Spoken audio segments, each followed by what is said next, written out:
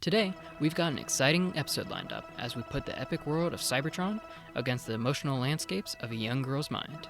That's right, we're putting Transformers 1 against Inside Out 2 in an epic battle for the title of Best Animated Film of 2024. Which one will come out on top? Stick around to find out.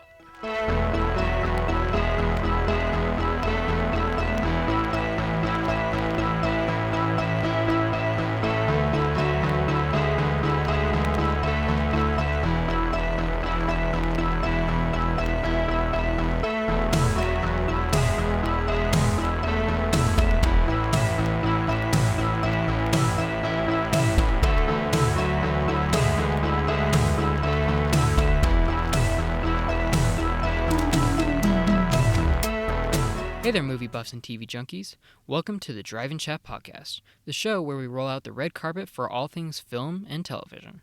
I'm Gabe Whiteman, and today we're diving into an epic showdown of animated films, Transformers 1 and Inside Out 2. Which one reigns supreme in 2024? Are either of them movie of the year? From intense friendships to the complexities of anxiety, we've got a lot to cover. And trust me, you won't want to miss this showdown. So buckle up, because it's time for a deep dive. Before we jump into our main event, let's take a quick look at some movie news. First up, Joker Folie à Deux, which I hope I pronounced that right, has hit a snag, currently sitting at a disappointing 40% critic score on Rotten Tomatoes. Many are calling it a musical with no plot. Yikes.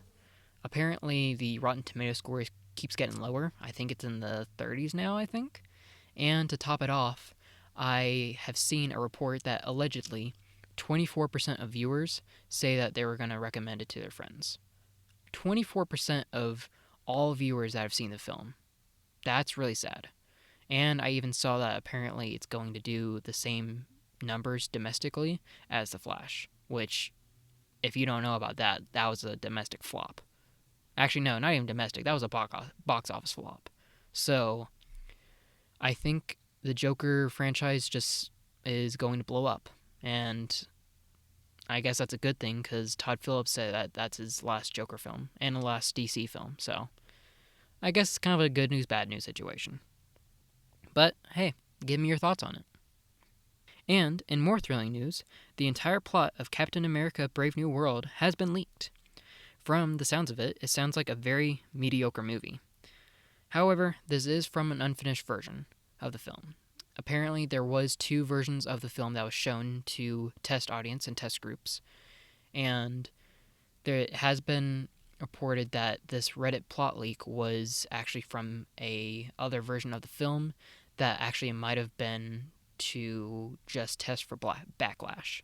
So, who knows, but when I read it, it did not seem like it was going to be a good movie. But hey, who knows? It might actually be a good movie.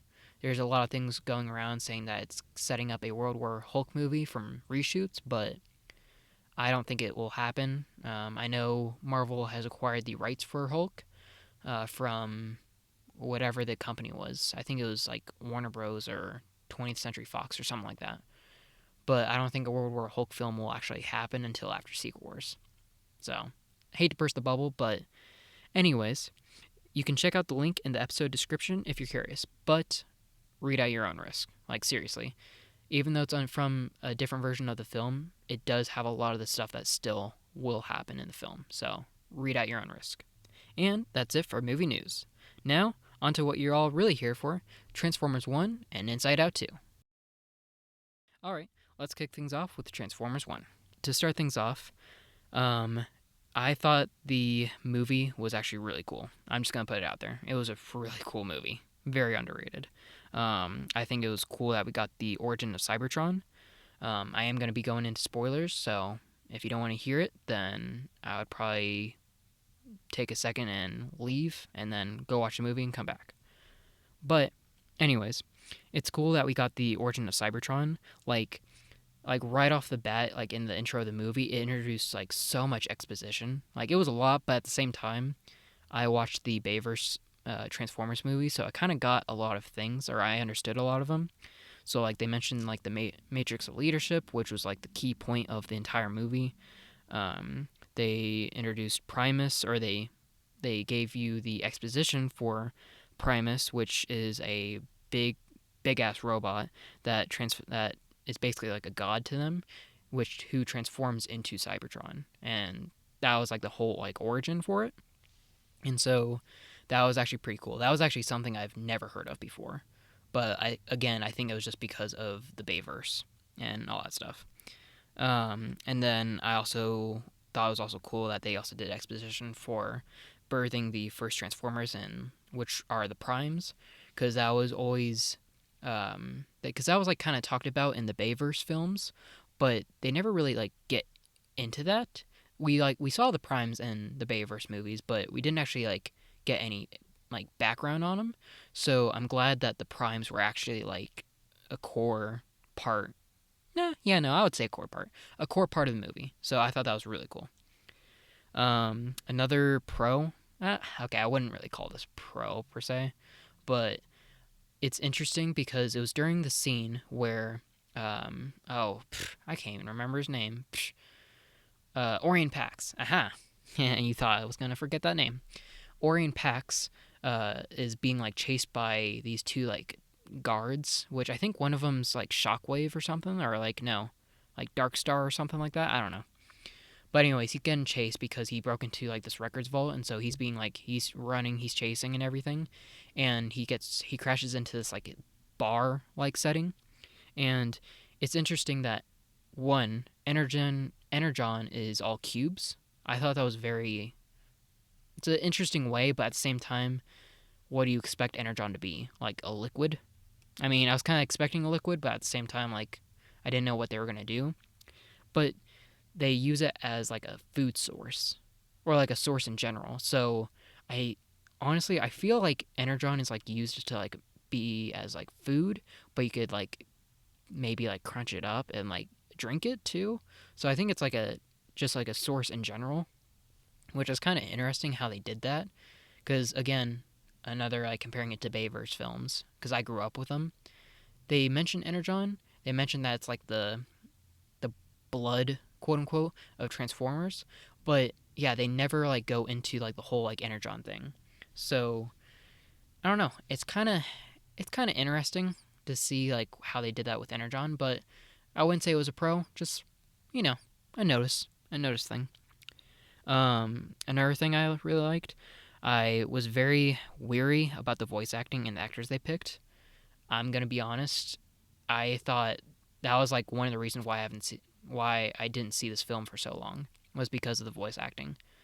Dude, when I saw the trailer and they announced Chris Hemsworth is gonna be Optimus Prime, I was like, bruh, what the hell? Like, what kind of casting are you doing? Like, seriously, Chris, can you really picture Chris Hemsworth as Optimus Prime?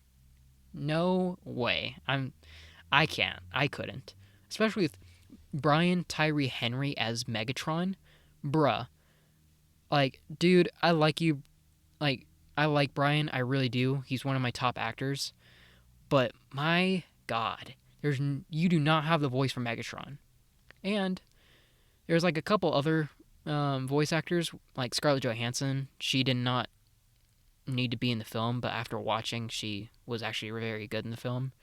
The only one I was like very like confident on even before watching is Lawrence Fishburne. I thought he was a good addition, but other than that, I thought all the other voice actors were gonna be just total crap.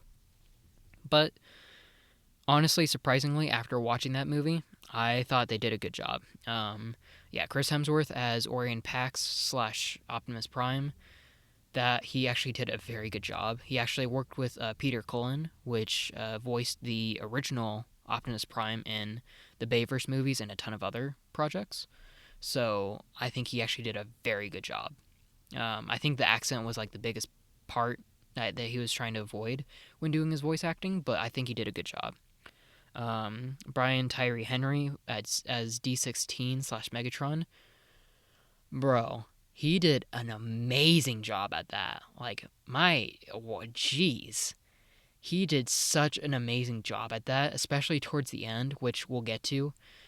Dude, he pulled it off. Brian Tyree Henry as D16, he doesn't have that same like vibe as Megatron in the Bayverse films, but whew, he did a good job. He did a really good job, especially in Act 3, which we'll get to. And then yeah, Keegan Michael Key as B127. That was, I guess I could probably say that as a con, but I'll save the cons for later. I think Keegan Michael Key did an amazing job. I always like him. He's such a good actor. He's so funny as well. I I always liked him. He was so funny. And in this movie, he delivered so much, and his humor level was like over the top. Like it was good. He was good job. And Scarlett Johansson as Alita, her I've never heard of before. Alita, I don't know if that's an original character or not, but I don't know what the deal is. But Scarlett Johansson did a good job. I'd almost say like maybe a little bit lower level job than Chris Hemsworth or Keegan Michael Key, but she did a good job. And Steve Buscemi as Starscream, that's actually one actor that I thought was also confident in before watching is Steve Buscemi. Dude, I knew from my heart that he was going to be an awesome Starscream. He was going to be a sick and killer Starscream. And in the movie, he didn't really have too much runtime or like voice acting time, but the time that he did have, he nailed it. He is a good Starscream character. He is. And Lawrence Fishburne as Alpha Trion. That one Alpha Trion I've never heard of before. That was like left out of left field, but Lawrence Fishburne did do a good job. He had I would say a minor role in it, but he did do a good job in the movie. Another like pro or another thing I liked about the movie is that it was interesting to start out as minors. Like I know this was all about Optimus Prime and Megatron like becoming friends and whatever else, but I don't know. It was interesting to see as minors. That was and actually let me clarify. When I say minors, I meant like they actually mine for energon. That was like their main job. But I thought it was interesting. That's how they start. But I guess now, like looking back at it, it was like literally going from level like 0, the bottom of the barrel, to like basically king of the world. I mean, that's not like the role per se, but it was. So it was interesting. Not a pro, but just something interesting, like the energon thing. I also like the callbacks. There's a lot of like callbacks slash Easter eggs in this movie, which I do like. Because of the Bayverse films, I do know a lot of like Transformers names, so it's cool that we got like I guess Autobots such as like Sentinel Prime. You can also see Jazz or hear and see Jazz, and there's even Ratchet in there.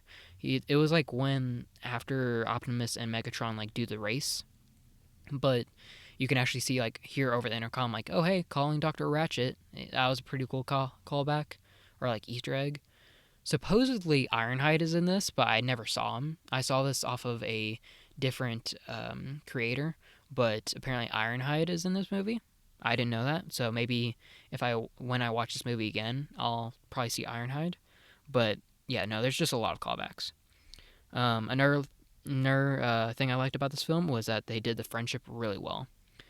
I do like it how like it really like solidified that foundation, and it makes the third act of the movie like so much more like emotional and just tearing almost, but it does have its flaws. I'm not saying like it was totally awesome, but the friendship, yeah, it had its flaws for sure, 100%. So I'll get into that later. The transforming animations are really cool. It is an animated film, so they can't be as detailed as the Bayverse films, but it is still up to par. The actual like faces were, I don't know, there's something I had to get used to because I actually didn't grow up with the G1 like designs, so it was kind of something interesting I had to get used to. But after maybe I don't know 5 minutes ish, yeah, I got used to them, and yeah, no, the animations were good. The transforming was actually good. I do miss the live action like detailed, especially in Last Night. They were super detailed, but the animation and transforming was still cool. It was really up to par. Like they didn't like slack or anything, so that was really cool. And Another pro that I really liked, since we're kind of on the whole animation thing, is the art. Jeez, the art was so cool. It was being compared to like Spider Verse level art, and I'm gonna be honest, I don't think it was up to that par, but it was still really cool. I think it was really just so nice. It had so many like different colors. It had like a sunset look to it, and once they showed the surface of Cybertron, man, it looked so nice. It was so cool. Like the whole art direction of this entire movie needs to be praised. Like seriously, I feel like it should be at least nominated for an Oscar, at least. Another pro is of the movie that I really liked is that it's interesting how D16 got his name. So for those, I mean, if you're listening to this review in the episode, you most likely probably seen the movie. But basically, D16 gets his name Megatron, and it's Megatron versus Optimus Prime. And I know it's an origin story, but it's cool that they also went into how Megatron got his name. So for those you who want to know or just want to hear again, I don't know, whatever your case may be, like you do you. But Megatron got his name from Megatronus Prime, who is introduced into the movie. I thought that was actually really cool, especially with Megatronus Prime being one of like the original Primes. And to make it even cooler, Megatronus Prime's like head or like logo, I couldn't tell if it was his head or logo, but it ends up being the Decepticon logo, which is really cool. But one thing I did not realize until after I watched the film. So yesterday, when I was researching stuff for the film to record what I'm doing now, in the Bayverse films, you realize that the second film is called Transformers: Revenge of the Fallen, right? So you know that means the Fallen is a villain. Well, one piece of critical information that Michael Bay held from the audience is that the Fallen is named Megatronus Prime. He was one of the first primes. In the Revenge of the Fallen and the Bayverse films, they did mention that he was a prime, but they never actually like was like, "Oh hey, yeah, his full name is Megatronus Prime." Yeah, I felt like that was kind of I don't know, a blindside on Michael Bay's part, but whatever. It wasn't like a big thing. But yeah, no, I thought that was really cool. I was like, what? The Fallen's Megatronus Prime? And then it connects to the Bayverse films, and yeah. So I thought that was cool. Another thing I liked, but by the way, yeah, I still have like a couple things left. So I really like this film, as you can see. Another thing I liked is I knew something was off about Sentinel Prime. Like, ever since he was introduced, I think it was just because in the Bayverse films he also betrayed the Autobots. So after that, and then it's Sentinel Prime again, and it's like, hey, I'm your hero. Keep mining for Energon. And I don't know, he just had like a vibe basically that was like, I knew he was just not going to be a hero or a Autobot. I knew he was evil in some way, but I was not expecting him not being a prime. That was actually a twist. That was a real big twist that I did not expect, was him not being a prime. That was actually really interesting. I was like, I would almost say a jaw-dropping moment, but I wouldn't go that far. But it was a pretty like betraying moment. That was pretty cool. And especially when it shows Sentinel Prime like betraying the Primes by killing him and making a bargain with the Quintessenauts. Ugh, man, dude, that was such a crazy reveal. Like, dude, I knew he was evil, but bruh, that was such a crazy reveal. That was insane. I loved that. Um, the moment I also liked is the moment of D16 versus Starscream. Bro, that was intense. That was like intense with a capital I. Like, dude, as soon as they were like kept taken hostage, and Starscream's like the king and his throne and everything, and then basically like Megatron's like done with this and challenges Starscream, and then pulls out like his big gun, like when Starscream's laughing and everything. Then like, dude, That was the one thing that why I really like this moment is that like when Starscream is just laughing and he's like, hit me, hit me, hit me, and Megatron like just loses it and his a big, big, big gun comes out, bro. That was like something else. That was something else. Seriously, because like after that, complete silence, and it was the most intense and tense silence I've ever heard. That was like, jeez Louise. That was, dude. You can like after that moment, you can literally see like D16 becoming like more evil, like step by step. So it was insane. Another good thing I liked was the slow mo shot. The slow mo shot was cool. The one I'm talking about is, oh, you would think I would have this in my notes, but I don't. I try to freestyle and have really awkward silences. Um, but the slow mo shot of Orion Pax looking at Megatron as Megatron's like leading the quote unquote high guard um, to go to inside Cybertron to get Sentinel Prime and kill him basically. Yeah, it was the slow mo shot was cool because like you could literally see like Optimus Prime is like he knows he's losing his best friend. And so that was actually like really cool. That was a interesting moment, but that was a cool moment. Another thing I really liked was ever since the reveal, it is insanely cool to see D16 slowly becoming mad. Like, and mad as in like evil. Like, dude, that was like, I think it was very obvious that he becomes like evil after it's revealed that Sentinel Prime is not a Prime and he's actually just using everybody and he took all of the cogs out of Transformers and all of his evil stuff. And like ever since that was revealed, yeah, dude, Megatron just loses it and is like aimed to like kill Sentinel Prime, and it's just so bad, bad in a good way. Like, dude, that was like sick. Like you can like see him like slowly becoming evil until the third act, and that third act was just amazing. Like, dude, that third act was insane. And one thing I found out or like kind of noticed like when I was watching the film, and I kind of encourage all of you to go see the movie again or maybe see the movie and notice this. But if you pay attention closely, D16's eyes slowly change shades of color as he becomes more and more evil. So his eyes are yellow in the beginning. After the big reveal of Sentinel Prime and all that stuff, they change to a slightly darker yellow.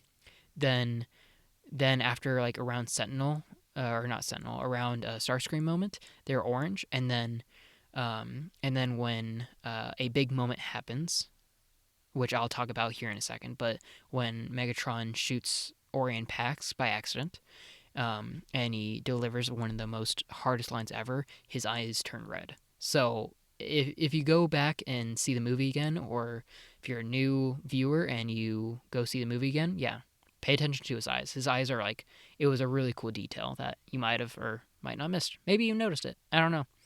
Who knows? But I thought it was really cool. The scene, and I guess, yeah, let's just move on to the scene that I was talking about earlier. So the scene where D16 pulls out his big, big gun and tries to shoot Sentinel Prime, but then Orion Pax jumps in front of it and literally, dude, when you see Orion Pax like stumbling and falling after getting shot, that is a big hole. Like, dude, that's what she said. Got him! Dude, like his whole like chest was missing from his gun. That was insane. But yeah, no, that was such a jaw-dropping moment where Megatron like shoots and then he like dives out of the way. That was such an insane moment, dude.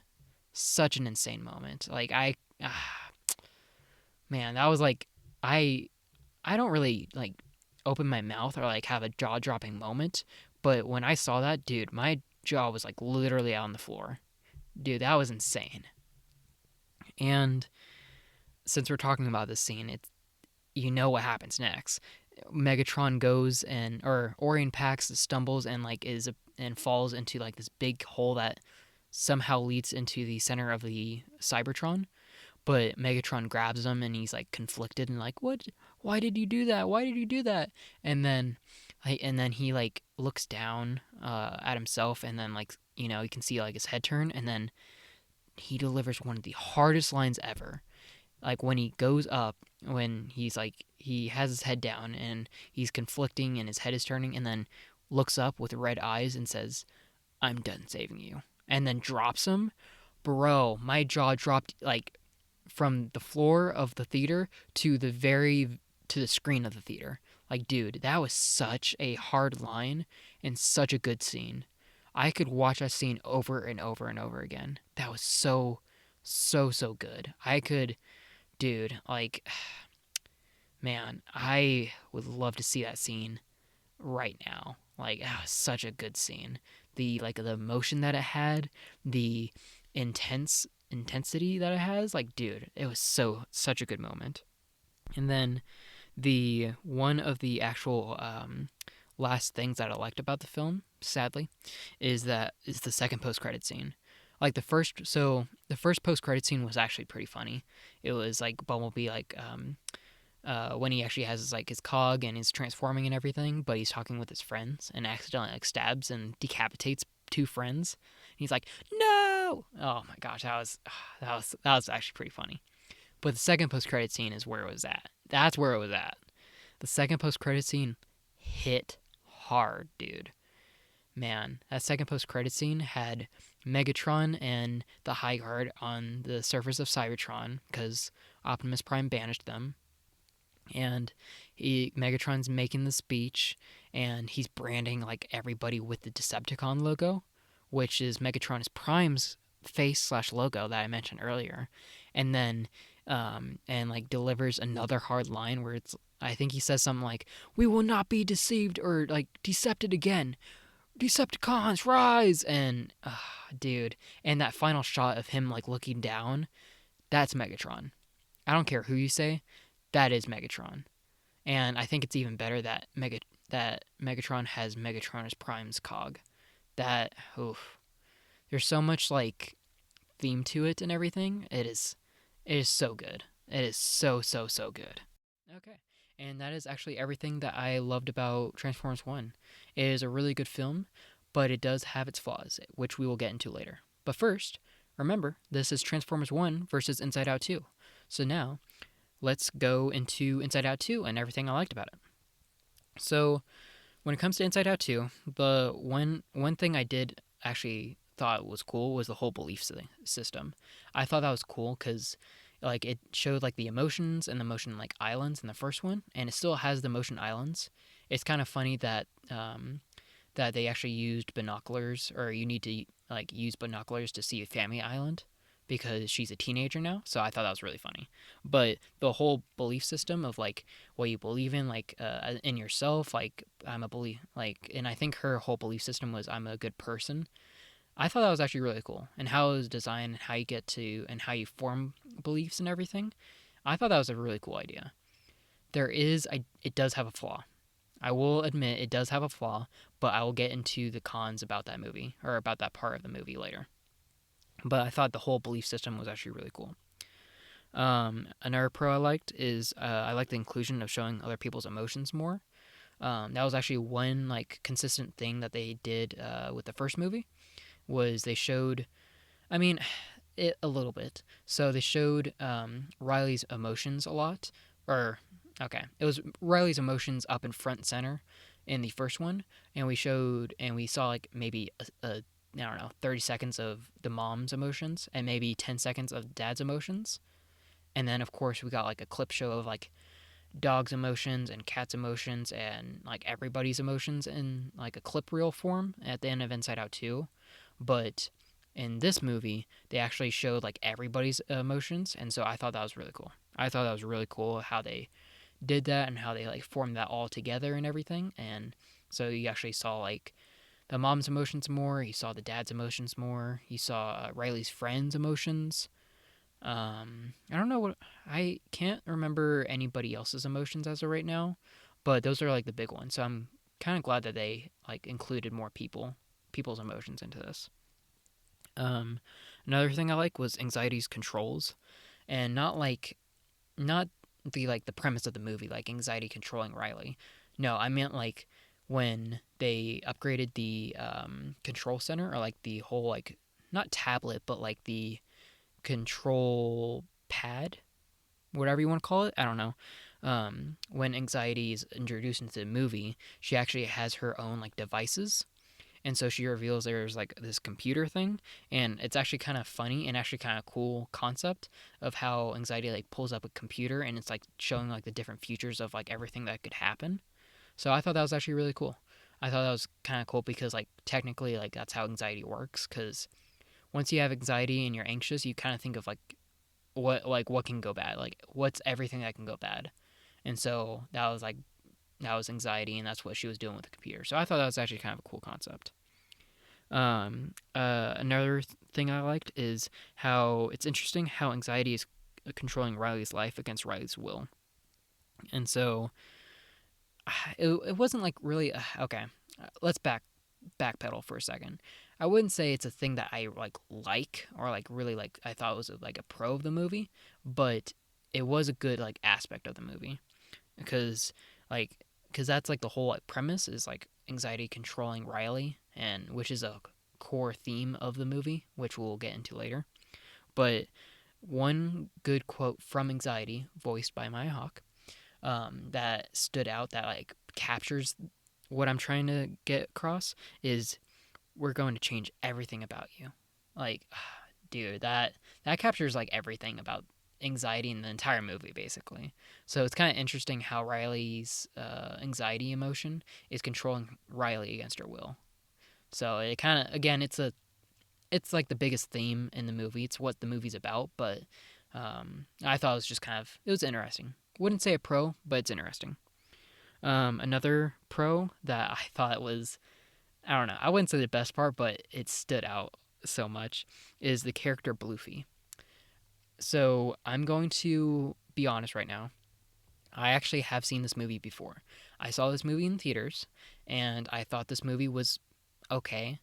And I thought the animated characters like Bluefy and the video game character and everything was kind of just off, like didn't really need to be there. But now after viewing, I thought it was really funny. Man, especially Bluefy. Bluefy is actually like really funny, and especially in combo with reactions of like the other emotions of like joy and anger and everything. Oh, dude, that's so funny. I think like the best like part of his entire like moment and like his scenes and everything is the scene where he puts his face like on the glass. Like he was like, it was like the scene where it's like, and want to know a secret, and then he puts his face on the glass, and then his and fear shines a flashlight at him, and his pupils go like insanely tiny, and he just like whispers, "Riley still likes the show." That moment was so creepy, but funny at the same time. I loved that. Plus, I do like the use of different types of animation, which now looking back at it, it's just 2D. It was just 2D animation, but it was still good. It was still good animation. So they did a good job with it. But Bluefy, dude, if you're talking about humor, Bluefy carried that. Another thing I really liked about this movie is the good artwork. The artwork was actually really, really well done. I really liked it. I think the artwork in this movie was very stepped up. The brainstorm scene where it's an actual like literal brainstorm where joy, anger, and like the rest of the emotions are on like a balloon, I think, or something like that, and they're going through like a tornado with a bunch of light bulbs, and it's like a brainstorm. That was actually kind of clever, and it had some good art. It had some really good art.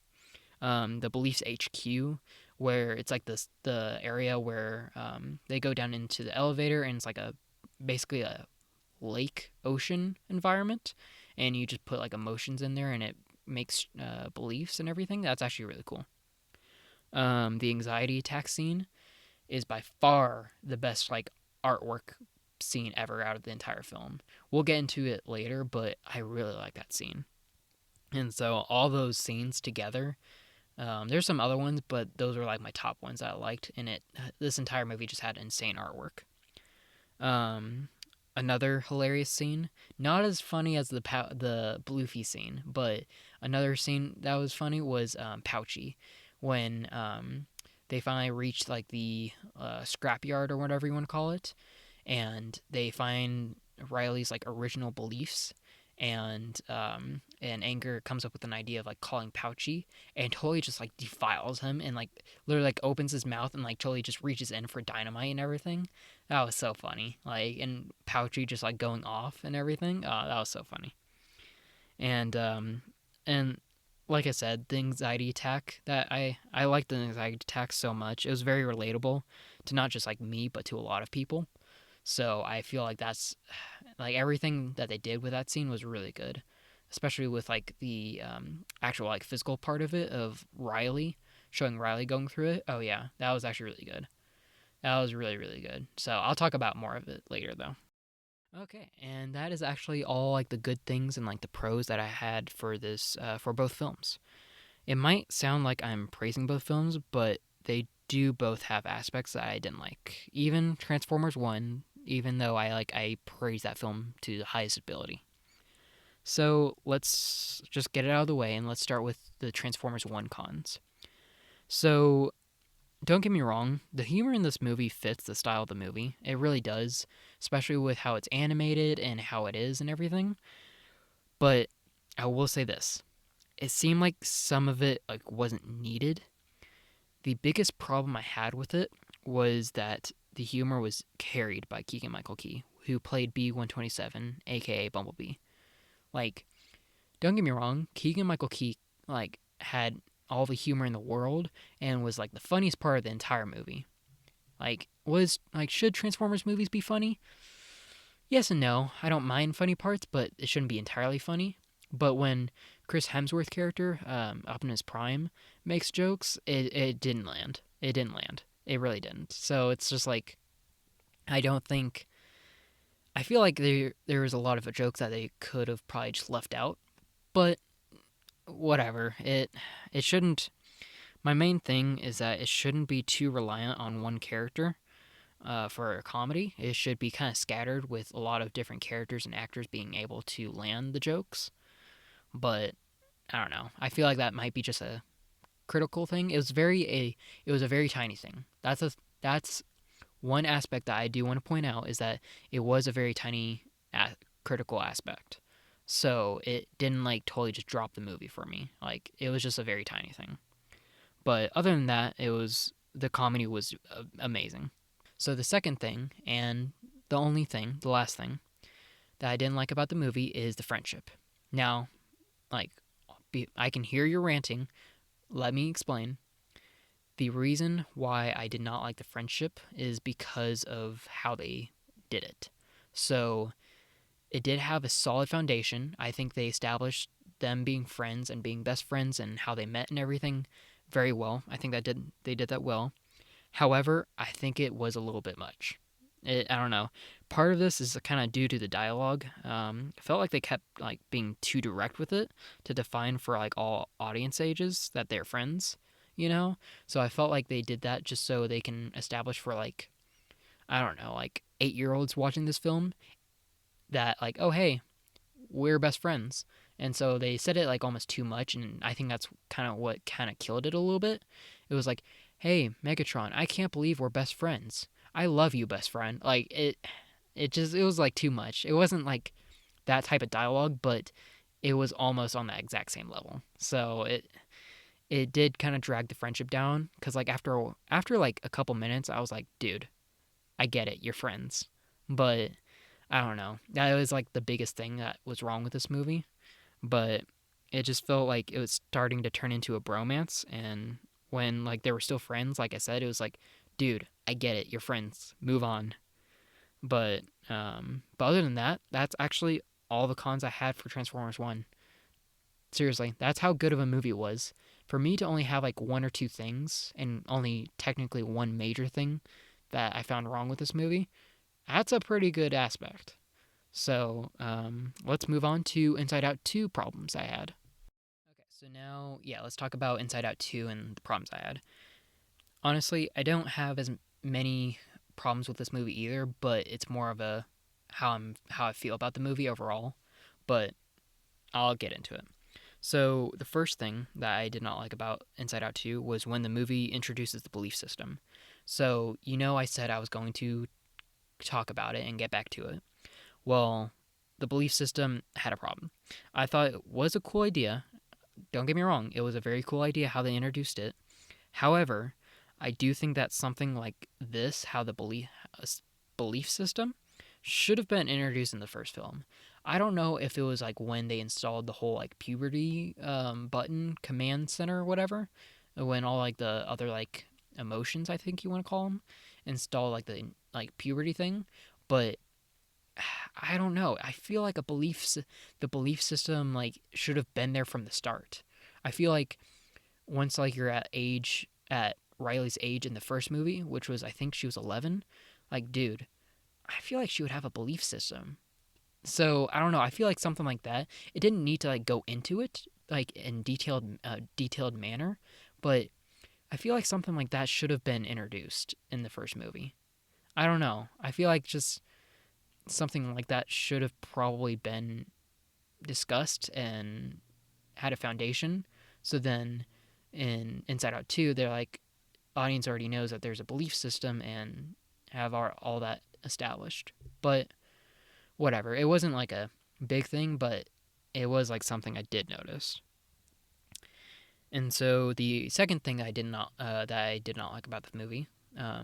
So like I said, I did watch this movie in theaters. Second time watching it, I did like it more, but I think the reason why I thought it was okay the first time I watched it is because I think the whole anxiety controlling life concept is cool, and it is complex. It is a complex concept, but it seemed like Disney thought of this, or like somebody at Disney was like, "Oh hey, what if we made the movie like basically her having an anxiety emotion and it just controls her entire life?" And Disney was like, "Sure, let's go with that and put all chips on black." Like, I feel like that was like, I don't know. It just doesn't seem like there's anything going on except for that. Like, there is like subtasks and like sub concepts and like subplots that do happen in the movie, but they're very little to the point where it was basically just about anxiety. And so, even though this is not part of the review, I do like the first Inside Out movie better than this one. I think it's just because it had more concepts going for it and more complex things going for it. But that was like my biggest thing that uh, why I didn't like this movie so much is it felt like it was too simple. Like don't get me wrong, like I said, it was a good concept, but I feel like there could have been more going on for this movie. But that is actually all the like bad things and the cons I had for both Transformers 1 and Inside Out 2. So like honestly, it's pretty head to head for the showdown and like for the best animated feature of 2024. So stick around until the end to hear who won. So, what are the golden moments here? For Transformers 1, it's the emotional ending between D16, aka Megatron, and Orion Pax, aka Optimus Prime. Seriously, like the moment where Megatron accidentally shoots Optimus was jaw dropping. Like, I know I said this like a million times now, but dude, I cannot get over that scene. That scene will like stick with me until end of time. When Megatron says, I'm like looks up and is like, I'm done saving you. Dude. And drops Optimus. My jaw dropped even further and is one of the hardest lines of the whole movie. That scene like carries the movie or carries the third act. Seriously, if you go and look at anybody's review, they'll all say the same thing is that that scene was amazing and that third act is the best. Like, dude, it's stuff like this where I'm like, okay, maybe I should buy this on digital. Like, it is a good movie. But for Inside Out 2, the golden moment for that is the anxiety attack scene. So with anxiety, like making a tornado of anxiety and showing like Riley going through the anxiety attack by like clenching her chest or maybe it was her jersey. I think it was. I think she was just basically reaching for like her heart. I think, but like like clenching like her chest or in jersey and is like really relatable to a lot of people, like including me. Like anxiety attacks are real and they suck. I'm gonna be honest, they suck. So they did a very very good job showing an anxiety attack. It was really really good and really well done. Like by the end, like I'm being dead serious. Like it really nails the message of like you can't let anxiety dictate your life. And it that scene like is the best scene of the entire movie, and frankly carries the entire movie, and is the best part about the entire movie. So, but yeah, no, I feel like both of those moments from each movie were like the best parts that you could grab from each one. Like they were the golden moments. Those were the best. As we wrap up, it's clear both films offer unique experiences along with different creative decisions and storylines. But if I had to pick one, I'd say the best animation movie of 2024 goes to, drumroll please, Transformers 1.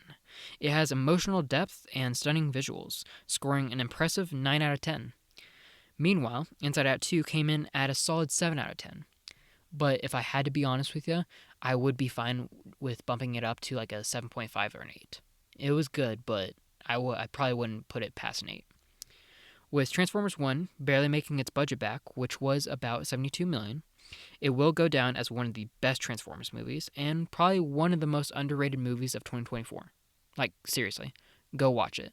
When you see people online, like on YouTube and everything, say like, hey, go see this movie, like, they're serious. I'm serious. Go see Transformers 1. Now, here's where you come in. I want to hear from you. Which movie did you prefer and why? Drop your thoughts in the comments. And now, some fun trivia. Okay, here's the question. Why was B-127's friend named A-Atron? I'll reveal the answer in one of our upcoming episodes, so make sure to tune in. If you enjoyed the show, make sure to leave a review and follow us for the latest updates and join us next week for some cinematic fun. Till then, keep the popcorn poppin' and the reels rollin'.